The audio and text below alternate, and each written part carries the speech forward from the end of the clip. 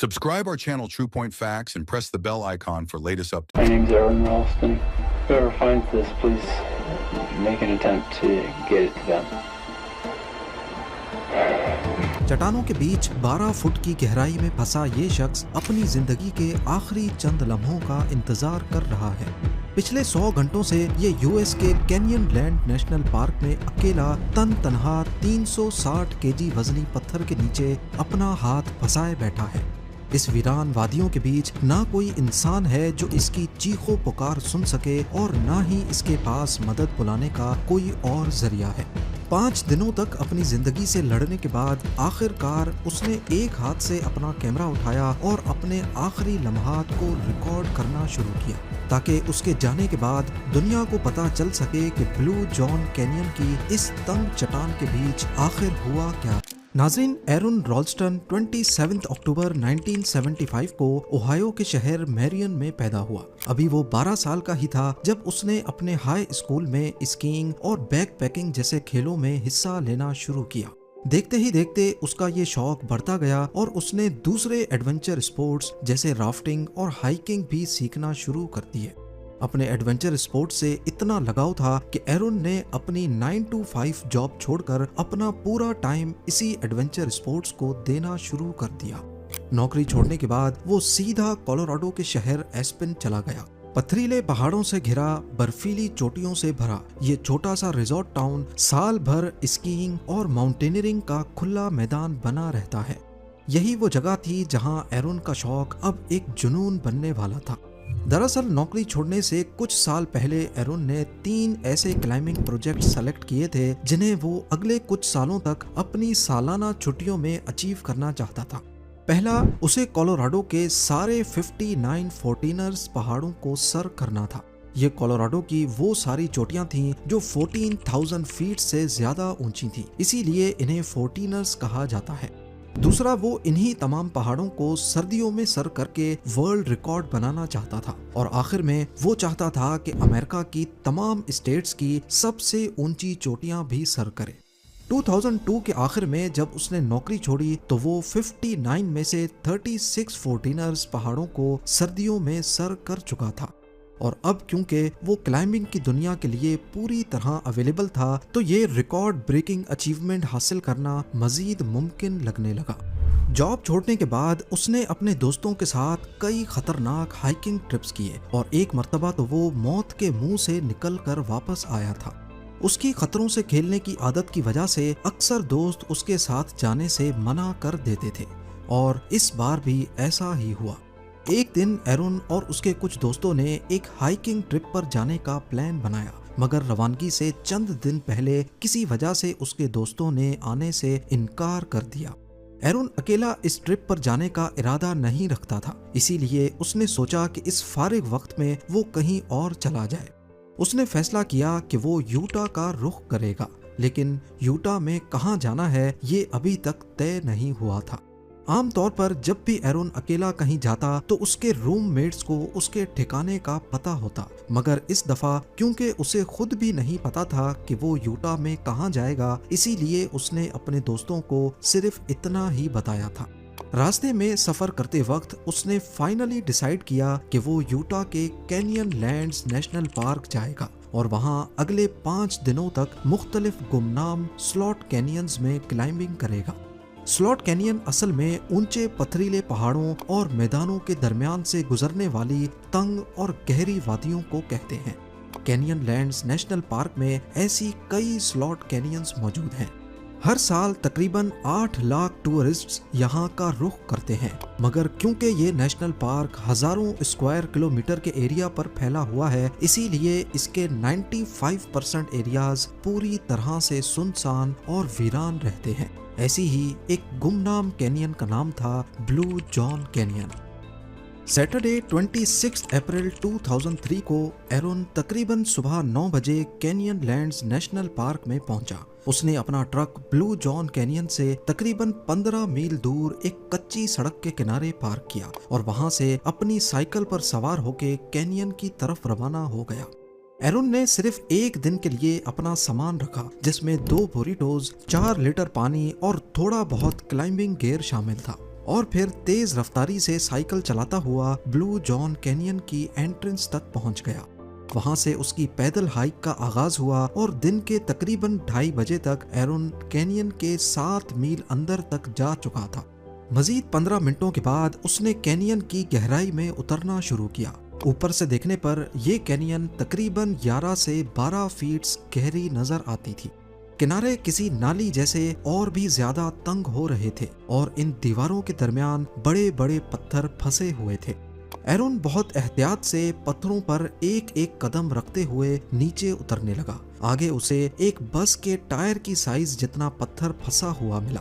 Plan یہ تھا کہ ایرون اس پتھر سے لٹک کر کینین کے فرش پر چھلانگ لگائے گا۔ مضبوطی سے آگے بڑھتے ہوئے اس نے پتھر کے نیچے والے کنارے کو پکڑ لیا، لیکن اس سے پہلے کہ وہ اپنا پورا وزن اس پر ڈالتا اسے پتھر کے سرکنے کی آواز آنے لگی۔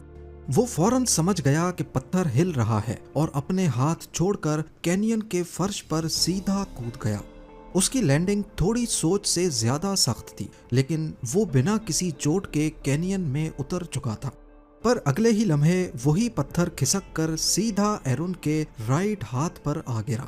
اگلے کئی منٹوں تک گھبرایا ہوا خوف زدہ ایرون تکلیف کی شدت سے اونچی اونچی چلاتا رہا اور اپنے بازو کو آزاد کرانے کی کوشش کرتا رہا، مگر کچھ دیر کے بعد اس پر یہ سچائی واضح ہونے لگی کہ یہ کام اتنا آسان نہیں ہے۔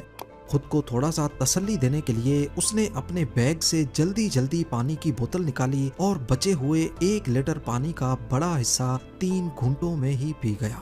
لیکن عین اس وقت اسے یہ احساس ہوا کہ وہ نہ جانے کتنی دیر تک یہاں پھنسا رہنے والا ہے۔ اب اسے بچے ہوئے پانی کو احتیاط سے استعمال کرنا ہوگا۔ اپنے حواس کو تھوڑا سنبھالنے کے بعد ایرون اپنے بازو کو نکالنے کا طریقہ سوچنے لگا، جو ابھی سے خون کی سرکولیشن ختم ہونے کی وجہ سے نیلا پڑ چکا تھا۔ اگر جلد ہی کچھ نہ کیا تو ہاتھ ضائع بھی ہو سکتا ہے۔ سب سے پہلے ایرون نے اپنا سارا سامان نکالا اور دیکھا کہ کون کون سی چیزیں اسے وہاں سے نکالنے میں مدد دے سکتی ہیں۔ اس کے پاس کوئی سیل فون نہیں تھا، جس کا مطلب کسی کو مدد کے لیے نہیں بلایا جا سکتا۔ اس کے بیگ سے سی ڈی پلیئر، کچھ بیٹریز، ایک کیمرہ، ایک ہیڈ لیمپ، کچھ رسیاں، پولیز اور ایک ملٹی ٹول ڈیوائس نکلی۔ مزید سامان دیکھ کر اس نے اندازہ لگایا کہ اس کے پاس صرف 3 ہی قابل غور راستے تھے۔ یا تو وہ اپنا ملٹی ٹول استعمال کر کے پتھر کو کناروں سے توڑنے کی کوشش کرتا، یا رسیاں استعمال کر کے ایک پلی سسٹم بناتا جس سے پتھر کو اوپر اٹھایا جا سکے، یا پھر تیسرا اور سب سے مشکل راستہ تھا اپنے ہی بازو کو کاٹنا۔ ظاہر ہے اس آخری آپشن کے بارے میں وہ سوچنا بھی نہیں چاہتا تھا۔ اس نے فوراً اپنے ملٹی ٹول کا چاقو نکالا اور پتھر کو توڑنا شروع کر دیا۔ گھنٹے کے بعد گھنٹہ گزرتا چلا گیا۔ دن کی روشنی رات کے اندھیروں میں بدل گئی، لیکن پتھر تو کیا، اس کا ایک کونا بھی اپنی جگہ سے نہ ہلا نہ ہی ٹوٹا۔ پوری رات اسی کوشش میں گزر گئی اور اگلی صبح تک بھی پتھر کے محض 1-2 ٹکڑوں کے علاوہ وہ کچھ اور نہ توڑ سکا۔ اس نے فوراً اپنی توجہ دوسرے پلان کی طرف موڑ لی۔ اب اس کو ایک پلی بنانی تھی جسے وہ پتھر کو باندھ کر اٹھا سکے۔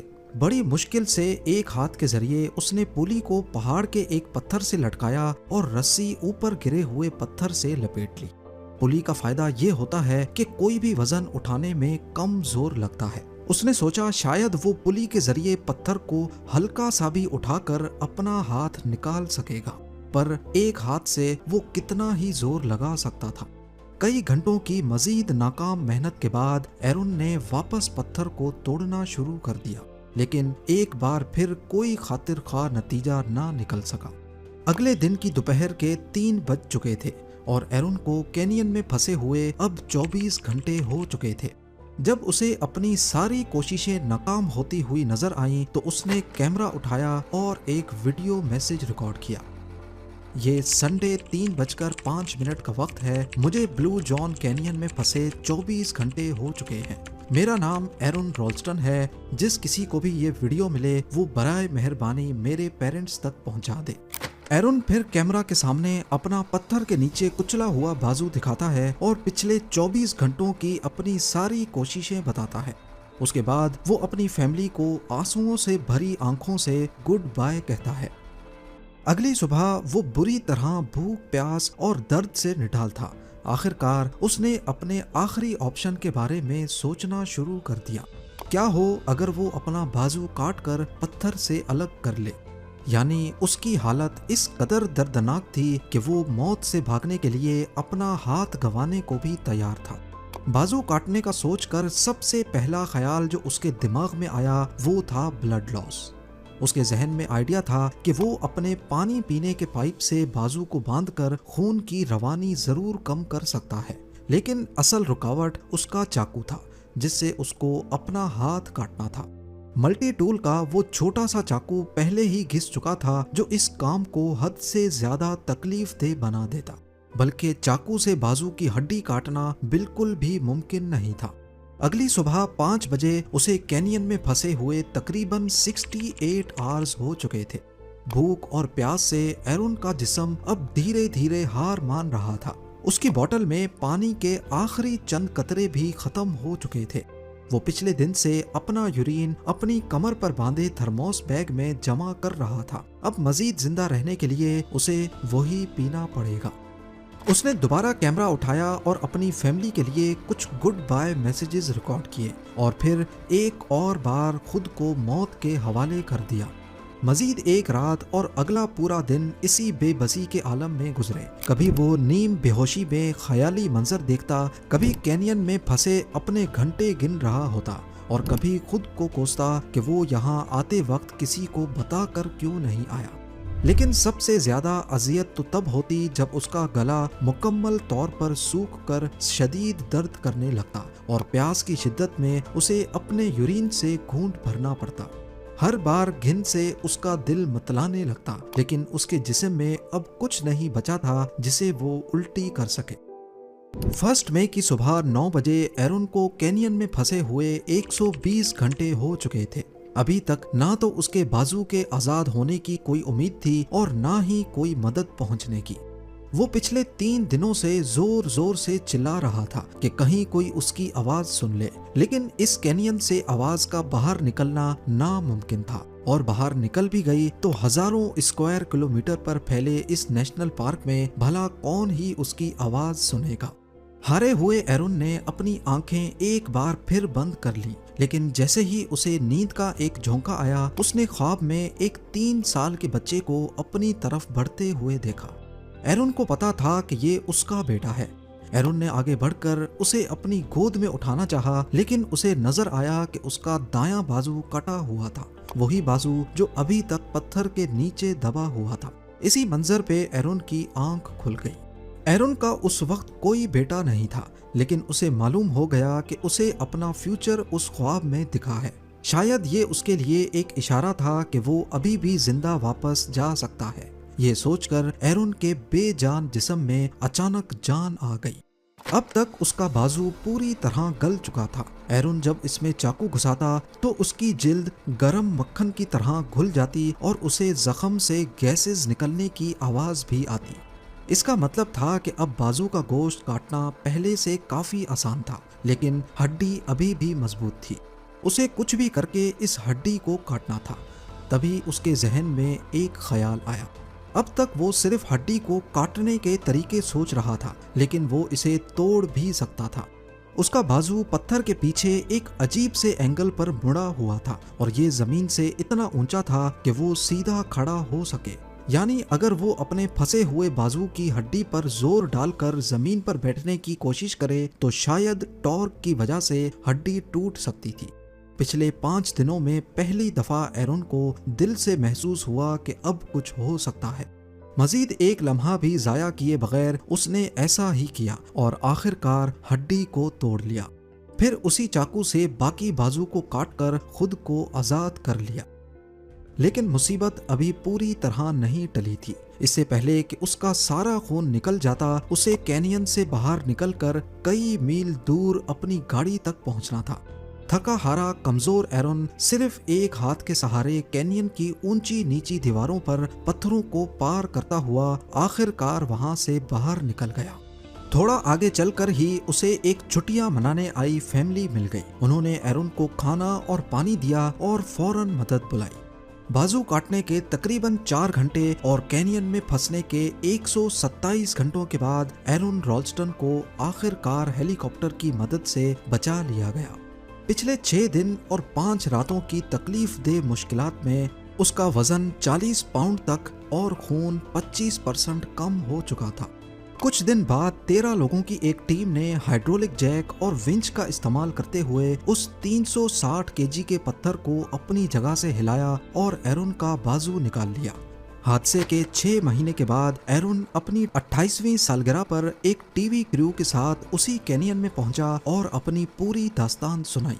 पर यह सिर्फ एक शुरुआत थी।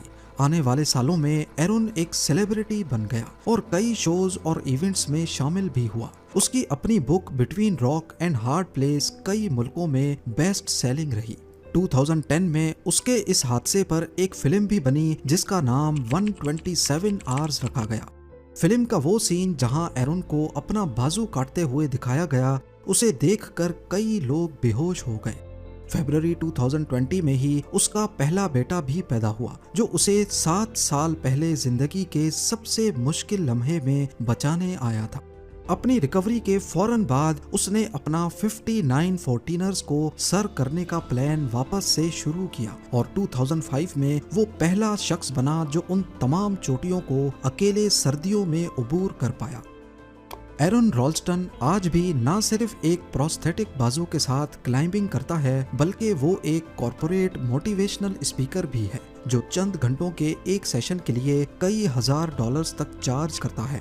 अपनी एक स्पीच में उसने उस हादसे को याद करते हुए कहा कि मैंने अपना हाथ खो दिया लेकिन अपनी जिंदगी वापस हासिल कर ली। If you like our videos, don't forget to like, share, and comments.